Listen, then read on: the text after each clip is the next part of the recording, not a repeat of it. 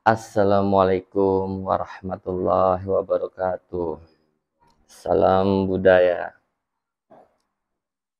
Mugi-mugi para sedulur diberikan kesehatan, kelawan rahmat lan hidayah saking kersanipun Gusti Allah Subhanahu wa taala. Amin amin ya rabbal alamin.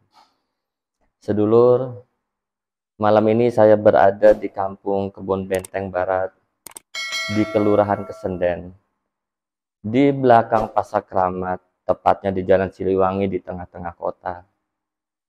Kebetulan saya di situ bertemu dengan sebuah petilasan atau makom. Dan ketika saya ke situ, tertulis Panggonan Ki Buyut Trusmi. Ketika saya bertanya kepada warga sekitar, ada yang menyatakan bahwa panggonan ini masih ada hubungannya dengan Ki Buyut Trusmi yang ada di daerah Trusmi. Dan kebetulan saya ditemani oleh beberapa sedulur di sini untuk melihat petilasan itu langsung. Mangga, silakan kita saksikan bersama-sama. Assalamualaikum warahmatullahi wabarakatuh. Selamat malam sedulur. Sekarang saya berada di makom petilasan Buyut Trusmi di Panggonan Keramat di belakang Pasar Keramat, tepatnya di Jalan Siliwangi. Dan di sini tempatnya kebetulan saya bersama saudara saya, sama Pak Dede. Di sini diapit udah banyak gedung-gedung dan banyak apa ya? Ya udah rumah semua, bangunan semua. Nah kebetulan ada pengurusnya, salah satu pengurusnya. Bapak izin tak mau ngambil gambar? Oh nggih, pengurusnya. Oh nggih. Oh ini sejarah petilasan Buyut Trusmi.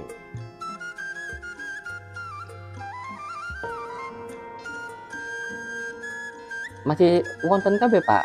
Iki boten enten. Wis boten wonten.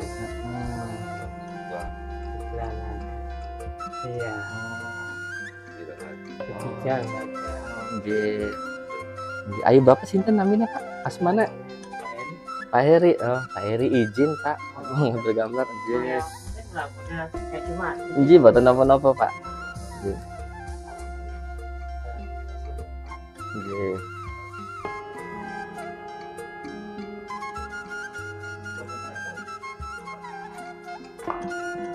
Assalamualaikum warahmatullahi wabarakatuh.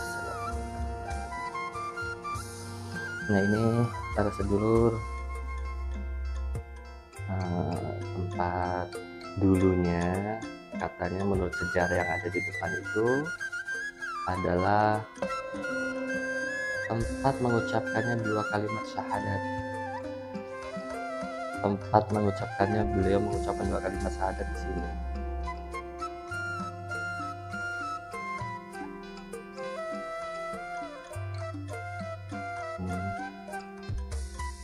Kebetulan di sini ada Pak Ade Agung, ada Kang Monel. Nah, luar biasa.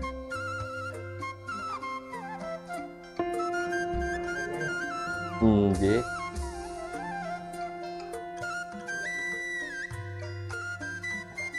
Ini ki apa ya Pak? Apakah pusaka atau napa? Oh pusaka. Oh dipetiin. Biasanya di sini rame, ada acara setiap satu suro. Oh Kliwonan sini. Biasanya orang-orang mana Pak? Kebanyakannya daerah Trusmi.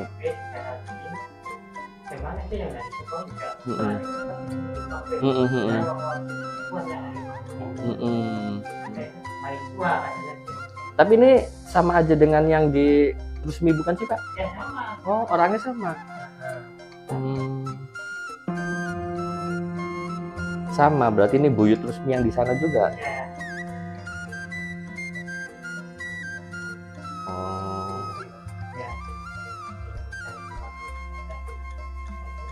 Mm, mm, mm, mm, mm.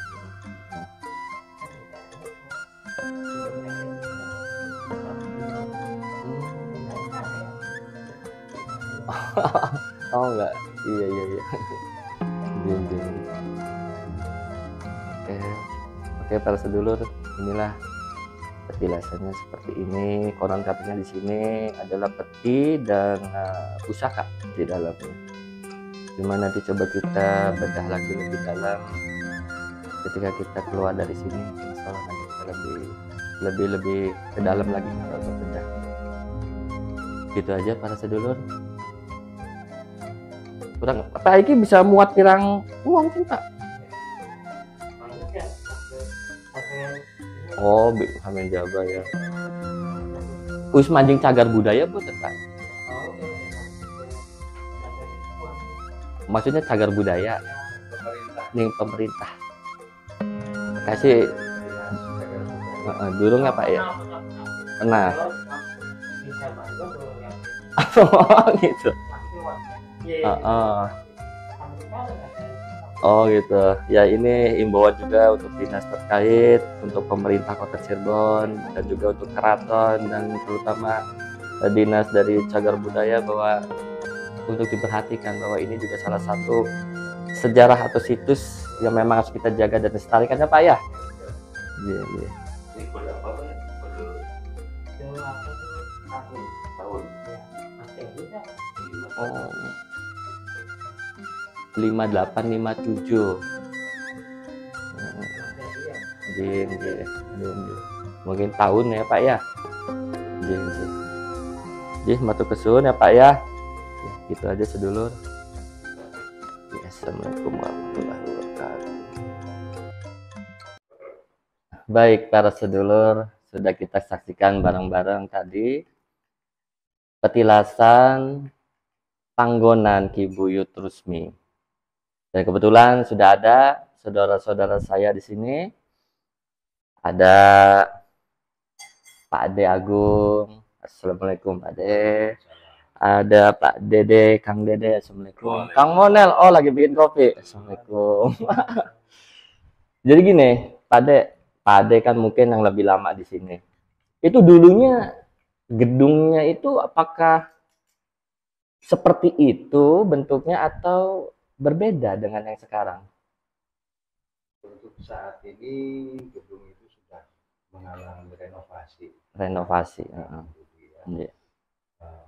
Ketika saya kecil dulu, tempat itu terbuka. Tempat itu terbuka dan hanya ya bisa terlihat oleh orang yang lewat. Karena cuma menggunakan pagar besi kalau dahulu. Dulu ramai orang lewat situ karena memang itu adalah jalur masyarakat warga sini untuk pergi ke pasar. Oh, ya, pasar juga udah ada ya? Sudah ada. Udah jadi lama. ramai memang jalur situ. Orang sini rata-rata sudah tahu kalau di situ dan itu sudah bukan sesuatu hal yang aneh. Dan sudah dilakukan renovasi mungkin oleh aparat kampung di sini. Ya, dari para sesepuh-sesepuh saya terdahulu sudah mengalami beberapa kali renovasi dan alhamdulillah sekarang ruangannya sudah tertutup. Oh, tadi terbuka. Tadinya terbuka. Nggak ada ucup-ucupnya? Tidak ada. Sekarang tertutup gitu kan. Mengalami ya sekarang sudah ada penerangan jalan di tempat tersebut juga sudah ada penerangannya. Beda seperti dulu. Kalau seperti dulu masih pakai lampu. Bohlam biasa. Kalau sekarang sudah zamannya sudah beda, kelihatan lebih terang gitu Mas Budi ya. Tapi menurut Kang Dede, kalau di situ dalamnya isinya apa Kang Dede? Kalau menurut sesepuh-sesepuh di kampung sini, menurut informasi yang pernah saya dengar itu sebuah makom ya. Dan makomnya beliau itu tadi disebutkan Ki Buyut Rusmi. Menurut informasi itu konon katanya peti berisi pusaka ya, walau ya. Saya dengar begitu dari para sesepuh yang pernah saya dengar begitu Kang. Oh, jadi tempat pusaka itu. Kalau menurut Kang Mona, Nah, itu Punten, Kang. menurut sesepuh tuh seperti itu. Jadi bentuknya tuh kotak gitu, kayak apa namanya, peti. Peti ya. Isinya ya seperti itu. Oh ya, kenapa Isinya- nggak banyak yang ngambil gitu, usahakan. Nah, mungkin sekarang dibentuk seperti itu, ditutup rapet seperti bentuk makom itu, Makom, mungkin ya. biar tidak ada yang apa namanya, yang menghambatkan alat-alat tersebut, Iya. mungkin seperti itu. Oh, Khawatirnya Iya. barangkali ada tangan-tangan Tadi jadi. juga ya kalau nggak salah itu Pak Heri bilang setiap satu suro di situ rame ya, Kliwon Jumat Kliwon ya. Itu biasanya warga sini juga ikut serta atau gimana? Ada. Ada. Sininya ada Ada ya. beberapa. Ada ya, pasti ada warga ya. ada, tapi kebanyakan dari ya menurut para sesepuh itu kebanyakan dari keluarga turun temurunnya Ki Buyut Rusminya, yaitu dari wilayah Rusmi, Iya. Pleret, Kabupaten Cirebon dan sekitarnya. Iya, Wilayah itu kebanyakan. Itu Iya. biasanya ramai beliau-beliau itu ke sini untuk tawasul juga. Itu setiap malam Jumat Kliwon, Syawal, 10 Muharram. Biasanya ramai. Ada arak-arakan kan? Arak-arakan biasanya? Nggak ada ya? di Gunung Jati.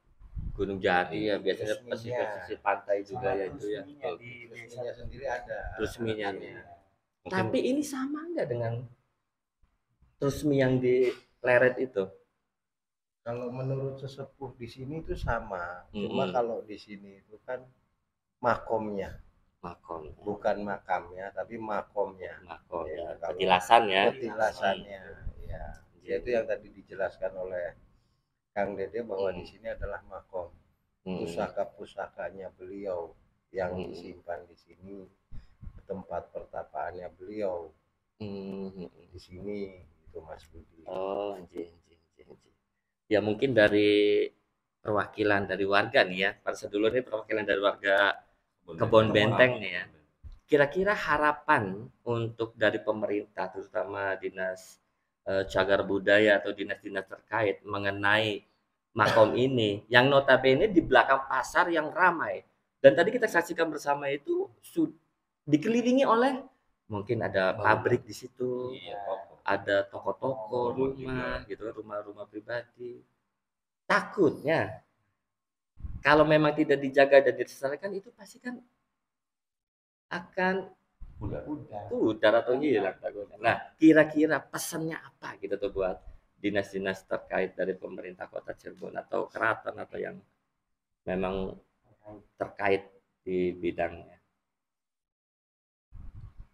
Harapan saya sebagai warga sini ya, Kang Budi ya, harusnya memang ada perhatian dari pemerintah daerah, terutama dari dinas cagar budaya ya, karena ini adalah sebuah tempat yang sakral yang memang ketika dahulunya beliau adalah sangat betul untuk ikut menyebarkan agama Islam di Cirebon. Mungkin harapan saya ada perhatian dari pemerintah untuk melestarikan tempat ini, untuk ikut membangun tempat ini, sehingga akan bermanfaat kedepannya ke anak cucu kita. Amin. Hari itu Kang Budi, harapan saya sebagai warga sini ya, Mas Budi ya. Mungkin ada tambahan mungkin Pak ya. Ya harapan saya harapan saya kami ya sebagai warga Kebon Benteng pada khususnya dan pada umumnya kami warga Cirebon, karena beliau itu salah satu sesepuh dari Cirebon dan juga salah satu tokoh yang penting ya dalam perkembangan sejarah Cirebon dan Islam khususnya. Ya memang sudah saatnya dari pihak terkait yang mempunyai kewenangan di bidang pelestarian, mungkin itu dari Balai Cagar Budaya ataupun mungkin dari Disbutar ya, agar memperhatikan karena memang melihat kondisinya lokasi itu tertutup oleh pasar, ada bangunan yang tadi Kang Budi sebut. Tadi ada itunya nggak ya? Ada pelang atau apa ya? Kalau pelang sih tidak ada, Nggak ada Kang. ya? Iya, betul. Hanya Jadi kayak ada petunjuk gitu loh, betul. misalnya di sini ada. Nah, itu belum ada. Belum ada ya. Makanya ini kontennya Kang Budi ini kita sangat antusias, sangat mendukung ya. Ya, harapannya ya betul tadi seperti Pak Agung itu, semoga dengan itu diperhatikan oleh pihak yang berwenang. Lokasi tersebut Mudah-mudahan didengar ya Pak ya. Amin. Ada yang ngelihat gitu. Amin.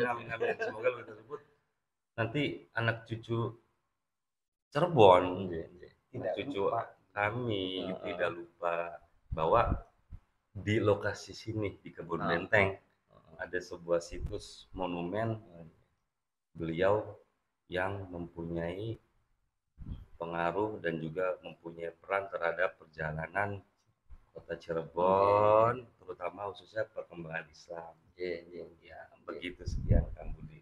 Matur nuwun. Kamu ada tambahan? Kiranya Sama ya. Harapannya sama ya. Oke, kayak begitu sedulur. Nanti coba kita melihat sejarah dari versi dari saya pribadi yang mungkin saya juga ambil dari beberapa narasumber, tidak menyalahkan atau tidak membenarkan siapa itu versinya, tapi semakin banyaknya versi ini menjadikan sebuah warna bahwa sejarah itu dari versi-versi yang berbeda, tinggal dari sedulur memilah dan memilih yang cocok yang mana. Tapi bukan yang paling menyalahkan atau yang membenarkan, semuanya sama lah. Itu aja para sedulur. Assalamualaikum warahmatullahi wabarakatuh. Waalaikumsalam warahmatullahi wabarakatuh. Nah, jadi begini para sedulur. Saya menceritakan sejarah ini berdasarkan dari beberapa sumber yang saya tanyai ya.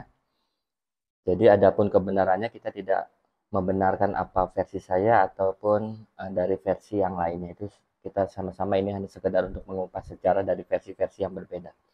Jadi begini, dulu waktu Rama Eyang Prabu Siliwangi mengetahui bahwa putranya yaitu Pangeran Walangsungsang meninggalkan keraton, berikut disusul dengan adiknya yaitu Nyimas Larasantang. Disitulah Eyang Prabu Siliwangi itu memanggil mulai dari patihnya atau dari bawah-bawahannya itu untuk mencari kedua putranya ini dengan suatu kalimat, jangan pernah kembali jika tidak membawa anak-anakku. Jadi kebanyakannya itu rata-rata yang diutus untuk mencari putra-putrinya ini tidak kembali ke Pajajaran, tidak kembali karena ada amanat seperti itu, jangan kembali jika tidak membawa putra-putrinya. Kan seperti itu. Mungkin berikut ini juga terjadi kepada Ki Buyut Trusmi, dan kebetulan Ki Buyut Trusmi ini adalah patih. Namanya adalah Patih Ki Bambangan. Nah, ceritanya begini. Ketika Patih Ki Bambangan datang ke Cirebon, beliau melihat ada orang yang sedang babat hutan. Dan ternyata itulah yang dicari, yaitu Pangeran Walangsungsang. Diajaklah untuk kembali ke Pajajaran. Cuma Pangeran Walangsungsang tidak berkenan untuk kembali karena memang lagi ada misi untuk mencari syariat ajarannya Kanjeng Nabi Muhammad pada saat itu. Nah, karena tidak dibujuk, nggak mau, ya mungkin terjadilah suatu pertempuran. Dan pertempuran ini cukup lama. Dan dimenangkan, singkat cerita, oleh Pangeran Walangsungsang. Dan diajaklah Pati ini untuk memeluk agama Islam pada saat itu. Cuman belum mau. Saya izin dulu, boleh nggak saya untuk berdoa kepada Sang Hyang Widi, gitu. Minta kepada permanen. Oh silakan. Barangkali mau mencari apa ya, ilham atau apa gitu tuh. Masuk Islam apa kagak, mau pulang ke Pajajaran atau gimana ini saya ini. Padahal sudah ketemu nih orangnya. Akhirnya disitulah yang sekarang tadi kita kunjungin tempatnya. Beliau itu bertapa di situ. Kurun waktu lama, akhirnya beliau mendapatkan suatu ilham bahwa akhirnya dia memeluk ajaran Islam itu. Dan disitulah tempatnya mengucapkan 2 kalimat syahadat. Karena sudah lama di situ, akhirnya Patih Bambangan ini menikah dengan Nyimas Larangsari. Dan mempunyai putri yaitu Nyimas Kendingsari.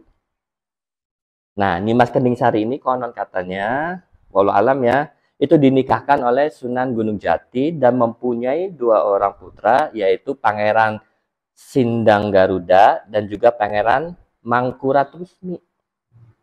Nah, seperti itu. Dan kalau kita lihat tadi panggonan itu, petilasan makom itu, kalau memang tahu itu di dalamnya adalah sebuah senjata atau pakaian-pakaian atributnya yang dari Pajajaran atau apapun itu, ya kita wallahu alam bishawab.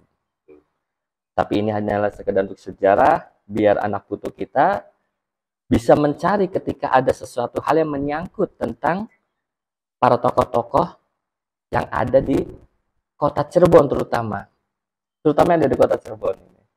Kurang lebihnya seperti itu.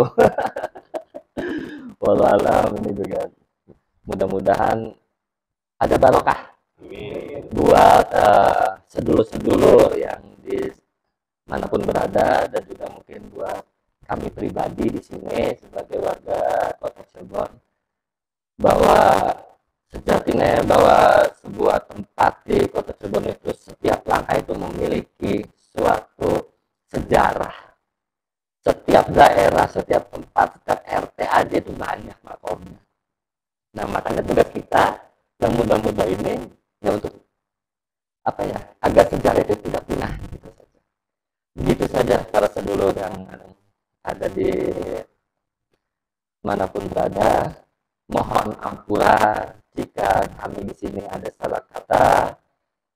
Mohon maaf sedalam-dalamnya, mohon ampura. Assalamualaikum warahmatullahi wabarakatuh. Alhamdulillah.